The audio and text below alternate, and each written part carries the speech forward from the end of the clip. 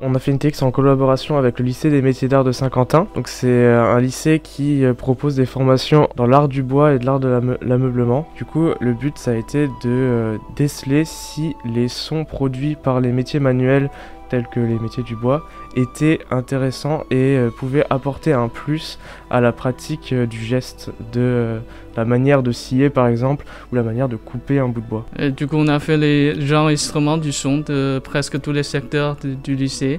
Ensuite, on est venu sur place pour interroger les gens, poser des questions si ça t'intéresse. Est-ce que tu as utilisé des sons dans votre travail, des questions comme ça pour savoir si pour eux c'est intéressant. Ce qui était intéressant, c'était de collaborer avec eux et d'essayer de déceler les sons importants dans leur pratique, parce qu'il n'y a pas tous les sons qui sont intéressants à retravailler et à enregistrer.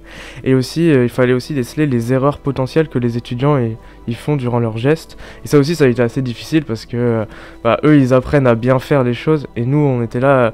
Est-ce que tu peux essayer de mal scier ton bout de bois, ou est-ce que tu peux accentuer ton geste? Et ça a été assez difficile à faire aussi. Mais ça a été très intéressant parce que les étudiants, ils étaient complètement ouverts d'esprit et ils étaient là pour nous aider. On était là-bas tous les 15 jours et on prenait un maximum de sons.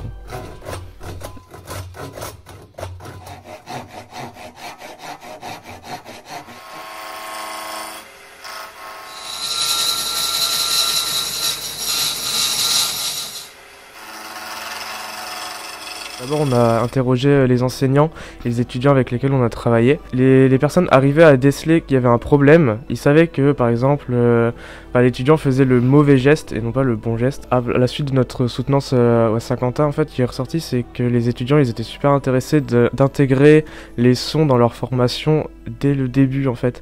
Ça pourrait les aider à appréhender, par exemple, les grosses machines. Cette TX, ça m'a approfondi mes connaissances dans le domaine du bois.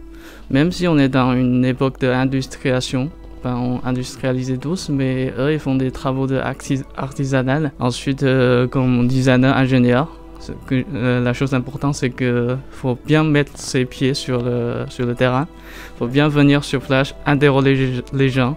Voilà, comme ils sont ébénisteries, mais en face, poser des questions, savoir ses besoins, chercher, discuter ce qu'on peut faire après comme ingénieur.